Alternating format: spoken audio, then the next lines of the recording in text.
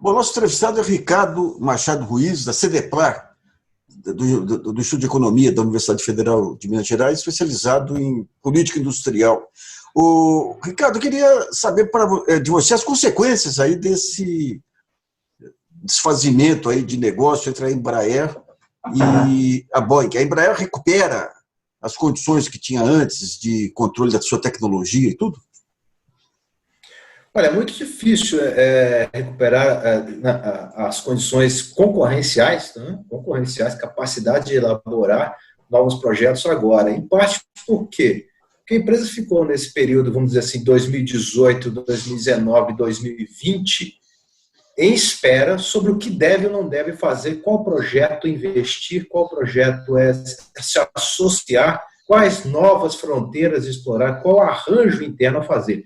Isso atrasa os projetos, muitas vezes desestrutura projetos. Por que desestrutura? Porque se eu vou me associar a alguém e aquele alguém já tem alguma tecnologia, por que eu vou fazer um desenvolvimento tecnológico, desenvolvimento de projeto redundante, né?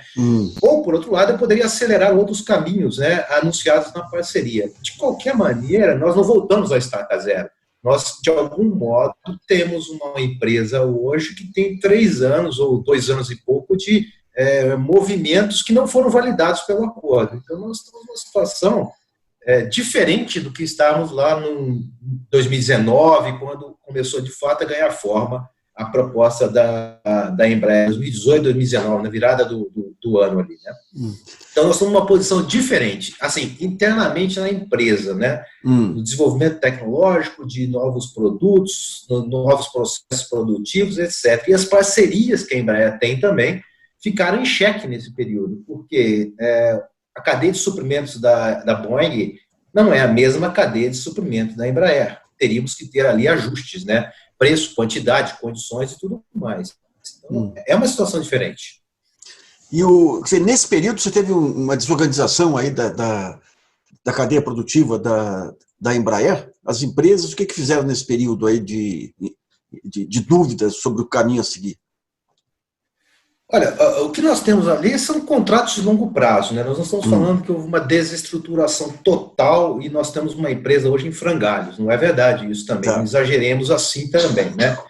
Mas nós temos, obviamente, colocamos em xeque alguns projetos. Vou dar um exemplo para você que é conhecido por todos. O projeto Gripen, tá? Qual o grau de articulação do projeto Gripen, que é um projeto militar, com os desenvolvimentos na aviação comercial? Isso ficou em xeque. Só para colocar claramente, né? Fora outros projetos que não estão ligados estritamente à aviação comercial, questão de satélite, monitoramento de veículos que eu falo, navios, inclusive, tá? Lançadores de satélite, equipamentos de telecomunicações, tem um leque muito grande de outras tecnologias que poderiam, de algum modo, se desenvolver como projetos e ficaram em espera, em compasso de espera, porque requisitam recursos e são mercados que estavam um pouco fora do acordo comercial que tinha se proposto, então, ali, né, a tal joint venture, né, como o pessoal coloca o nome. Né? Tá. Então, quer dizer que o Gripen, quer dizer, toda a estratégia, digamos, dessa parceria militar, como foi lá atrás com os italianos, era para você incorporar essa tecnologia na aviação comercial, né? É isso que ficou suspenso. Isso ficou particularmente em xeque. Como eu vou transferir conhecimentos que eu tenho do Gripen para a aviação comercial, tá? E muitas vezes transferir a capacidade de eu produzir em larga escala, que é o conhecimento que eu tenho da aviação comercial para a aviação militar. Ou seja, tem ali um fluxo bidirecional de conhecimentos, de capacidades de engenharia, de capacitação técnica, treinamento de pessoal, né? Isso aí ficou em xeque. Tanto é que a ideia era apartar o projeto Gripen da parte comercial para que não existisse ali alguma transferência de tecnologia. O parceiro aqui, o sueco Saab, obviamente ficam o quê? Ficam em dúvida sobre qual é o uso, para onde vai todo o conhecimento que está sendo desenvolvido aqui em parceria. Então, gera uma estabilidade na parceria também, né? E algo importante que nós temos que entender, eu acho, é que não existe tecnologia militar, tecnologia para a aviação civil. É necessário, importante, que essas duas coisas andem em conjunto. nós criaremos um complexo militar isolado, fabricando armas que não tenha nenhuma sustentação econômica. Precisa dar continuidade a isso, gerar negócios com isso. Essa é uma das grandes estratégias, né? Em particular, os americanos fizeram isso bem, os russos fizeram isso muito mal, tá? Transferir tecnologia militar para tecnologia de produção civil, vamos dizer assim, lato sensu, né? Tá. Qual a diferença entre o acordo Bombardier-Airbus desse acordo Embraer-Boeing? Bem, uma coisa, Bombardier inicialmente era uma joint venture mesmo, né? A Bombardier tinha uma posição muito forte dentro da joint venture, era quase equiparada à parceria, ao peso da Airbus, não era 80-20, como é o caso agora, era algo em torno de 50-50, com algum tipo de capacidade decisória. No caso da Embraer, era 80-20 e não tinha capacidade decisória nos 20% restantes. E tinha alguns compromissos de manutenção de emprego e posição aqui dentro. Mas era uma coisa era um modelo que tendia muito mais a uma aquisição do que uma joint venture. Depois dessa transferência da parte do projeto C, da Bombardier para a Airbus, passou chamado A220 agora, e faz parte do leque de produtos da Airbus, né? O que a Bombardier fez? Vendeu a parte de aviões comerciais para a Mitsubishi e saiu da aviação. Tá? Hoje nós não temos a Bombardier como uma empresa, um player na aviação. A Embraer, no desenho que estava posto, não se propunha a sair, se propunha a ficar com uma parceria, uma joint venture. Eu acho que era muito mais uma venda da parte comercial, o que é muito ruim, porque eu não teria capacidade decisória, então eu romperia a cadeia de difusão tecnológica que os projetos estava desenvolvendo, particularmente o Gripen, tá? Manteria somente alguma parceria muito peculiar, que eu não sei o formato, sobre o KC-390, que é um grande projeto da Embraer, é um grande projeto, está no pipeline, projeto que vai entrar numa escala de transporte de equipamentos tático, um avião tático, uma escala muito boa, tá? É uma vaga que tem no mercado nessa escala. Então, esse projeto está posto, né? E a Boeing tinha interesse nele. Tem, aliás, tem interesse nele, apesar desses conflitos atuais, né? Tá. Ricardo, qual foi a interferência aí dessa intervenção do Departamento de Justiça na Embraer, colocando lá um olheiro para avaliar as medidas da Embraer? Entrou no plano tático? Foi um fator de pressão para essa operação? Talvez, mas colocou em xeque a empresa, porque a empresa entrou no radar de uma supervisão externa sobre o seu compliance relacionado a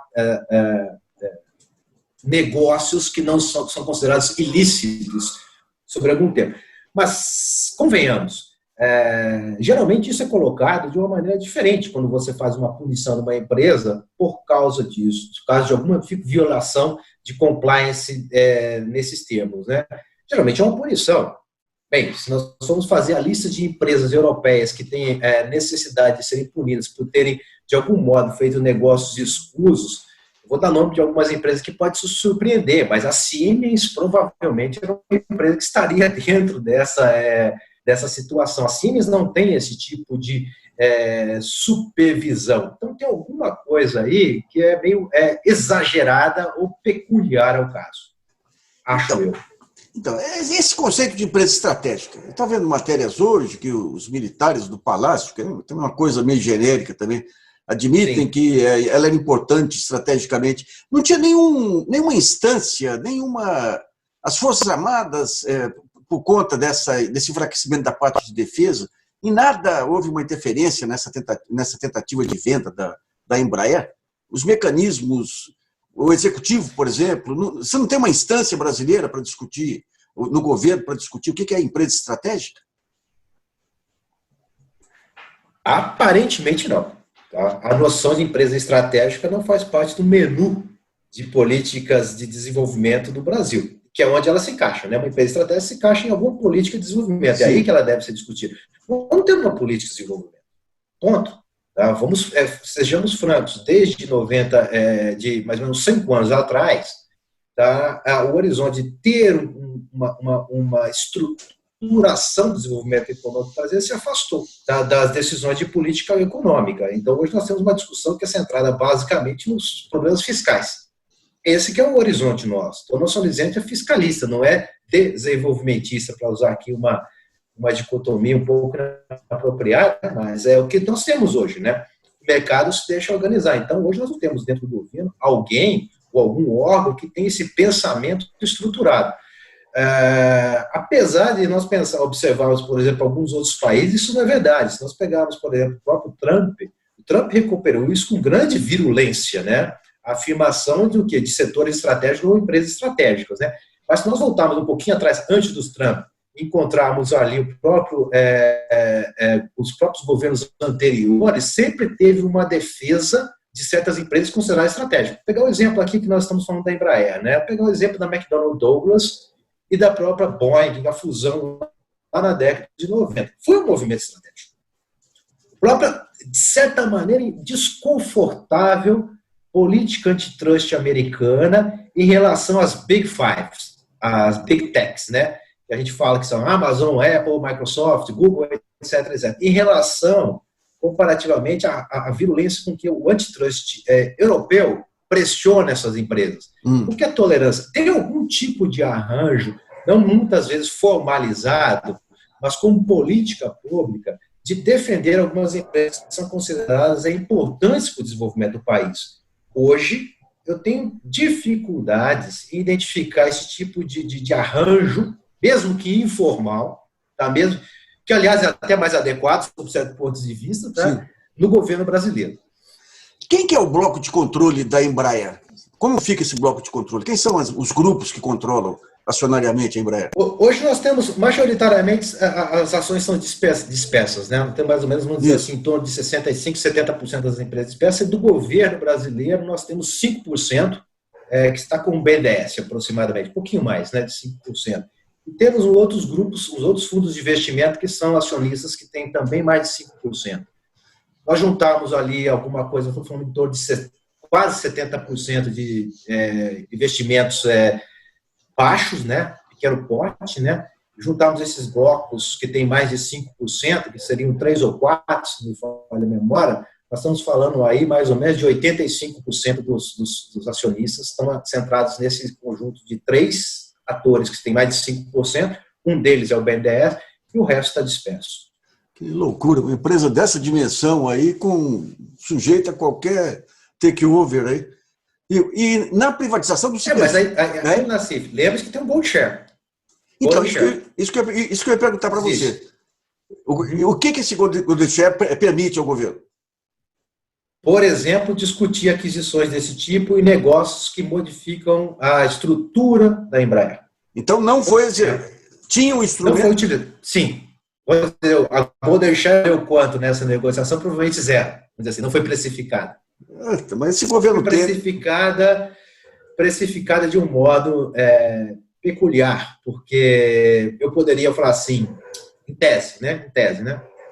Ok, eu entro vendo a Embraer comercial, só que você vai me dar a alavancagem toda necessária para eu levar adiante o KC390. Alguma coisa desse gênero.